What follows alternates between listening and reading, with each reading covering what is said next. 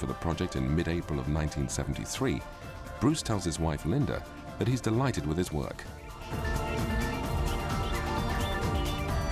Perhaps he dares to believe for the first time that international stardom finally beckons.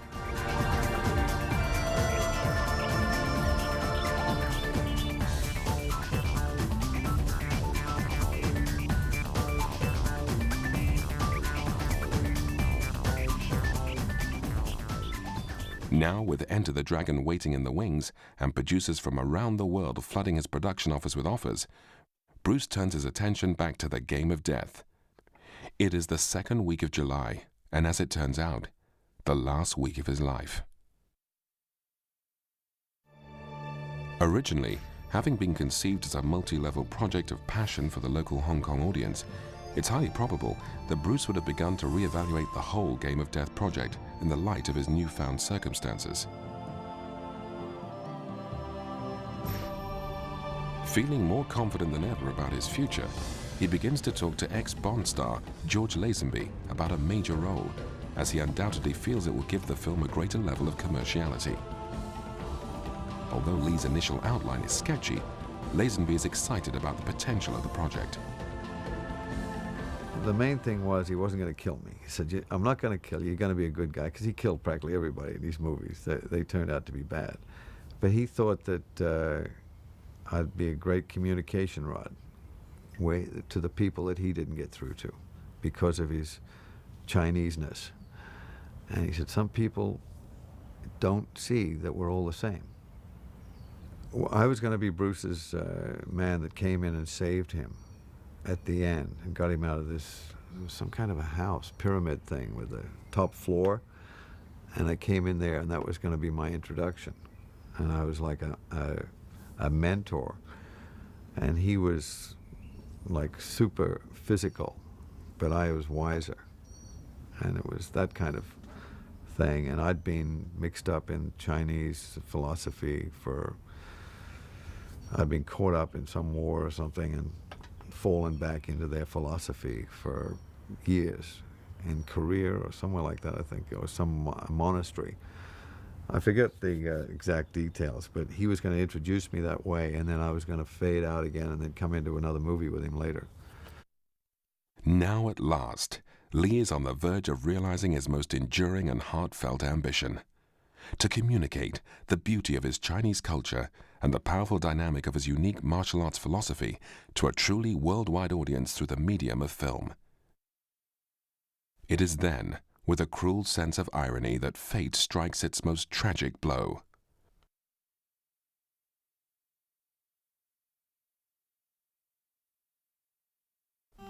Bruce Lee's death hits Hong Kong like a tornado.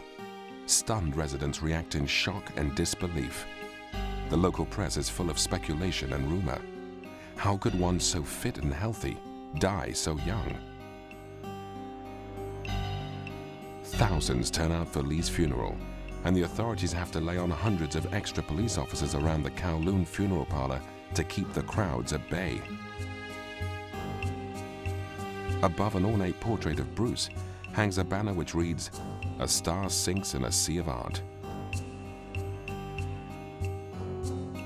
All around are draped thousands of tributes, as close friends and colleagues come to pay their last respects.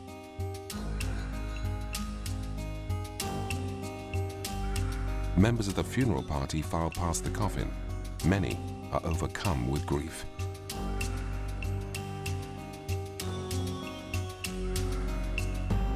Linda and the children gather round for a final look before leaving for the airport. Bruce's body will travel with them to Seattle on this, his final journey. In Hong Kong, public controversy continues to rage over the circumstances of Lee's death. On Friday, July 20th, 1973, the day of his passing, Bruce had arranged a restaurant appointment with George Lazenby, partner Raymond Chow, and Taiwanese actress Betty Ting Pei at Hong Kong's Hyatt Hotel to further discuss script ideas for the Game of Death. He never arrived. The day he died, we had lunch together, and we were discussing the film more and more deeply, and we're having lunch, And we always had a little corner of a restaurant with a screen because people would bug you. If Bruce was there, they'd just sit, literally swarm and stand there and watch him while he ate. And so we had a screen, and we're sitting in the back of this restaurant. He said, "I got a headache." And I thought, Jesus, you know, I often get a headache, but it's usually from drinking. And he said, "I don't have a headache very often." But I said, "Well, look, skip tonight. We're going to have dinner that night." And I said, "Skip tonight. And when I get back, and my wife's going to have a baby, and when that's done," my wife was 8.5 months pregnant, I said, "I'll be right back and we'll get on with this movie." I said, "But don't worry about tonight if you don't feel well." He said, "If I said I'm going to be there, I'll be there." And I was waiting with Raymond Chow that evening for Bruce, and he was about half an hour late, and it's not like him to be late. So I called. I said to Raymond, I said, "Where's Bruce? Do you know where he is?" He said, "Oh yeah, I know where he is. This is the number." Calling en route to collect Ting Pei from her apartment, Bruce had complained of a severe headache. Ting Pei had offered him a pain-killing tablet called Equagesic. After taking the pill, Bruce had lain down on the bed to rest, but quickly lost consciousness. He never recovered. Bruce Lee is pronounced dead on arrival at Hong Kong's Queen Elizabeth Hospital. He was only 32 years old.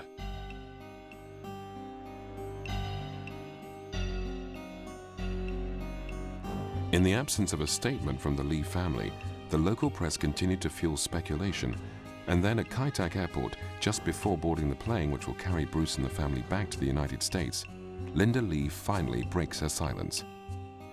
It is my wish that the newspapers and the people of Hong Kong will stop speculating on the circumstances surrounding my husband's death. Although we do not have the final autopsy report, I hold no suspicion of anything other than natural death. I myself do not hold any person or people responsible for his death. Fate has ways we cannot change. The only thing of importance is that Bruce is gone and will not return. He lives on in our memories and through his films. Please remember him for his genius, his art, and the magic he brought to every one of us. For we who knew him very well, his words and thoughts will remain with us forever and influence the rest of our lives. The coroner agrees. His verdict, death by misadventure.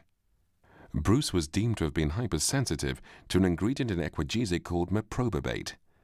This hypersensitivity caused a brain swelling known in medical parlance as cerebral edema, which in turn led to his death. Through injuries and what have you, I got to know the doctor who did the autopsy, and they said it was just like a blood vessel burst inside his head and started leaking.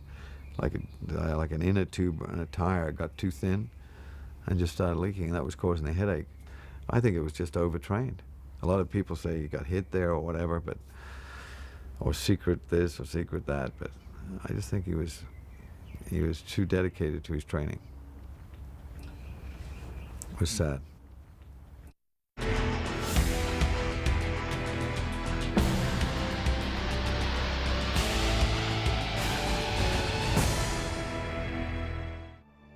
In the years following Bruce Lee's death, the game of death rushes, on which he'd worked so passionately during the last months of his life, remained unedited and placed in semi-permanent storage in the vaults of Golden Harvest Studios.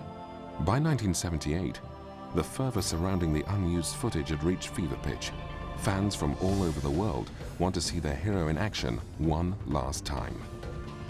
In response to the overwhelming public demand, Golden Harvest Chief Executive Raymond Chow hires a team of researchers to work on a new Game of Death script, while scouring Europe and the United States in the hope of finding a writer who can capture the essence of Bruce Lee's philosophy and writing style.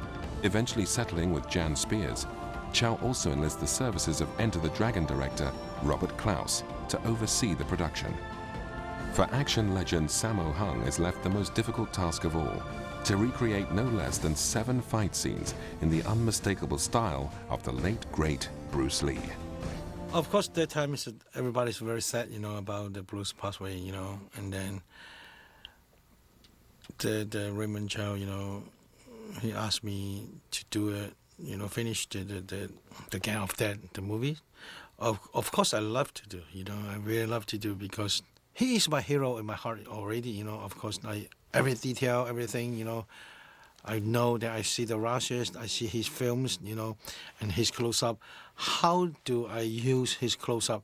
I'm working 15 days, day and night, day and night, day and night, day and night, just like that. When my sleeping time, just on the way in the car, and sleeping, another location to that location, Delta, we land. Oh, we arrive. Then we shooting, something like that, In the middle, I want to go back to the studio, editing.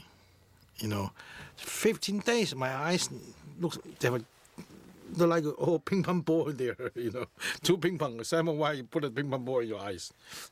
Yeah, that's true story. From hundreds of hopeful candidates, Sammo chooses a number of doubles, including Tai Jern Kim and Tong Lung, and enlists the services of acrobatic genius Yuen Biu to recreate the combative essence of Bruce Lee. This groundbreaking motion picture, which is scored for the international market by Bond legend John Barry, heralds the use of Panaglide cameras for the first time in a Hong Kong production, and also breaks the record for the number of extras used during principal photography. Featuring a basic linear storyline concept, this modernized version tells the story of a talented martial arts actor fighting for his freedom against members of a powerful crime syndicate. It is released to a fanfare of public appreciation in 1979, breaking box office records across the globe and even stripping the box office receipts for Enter the Dragon in Japan.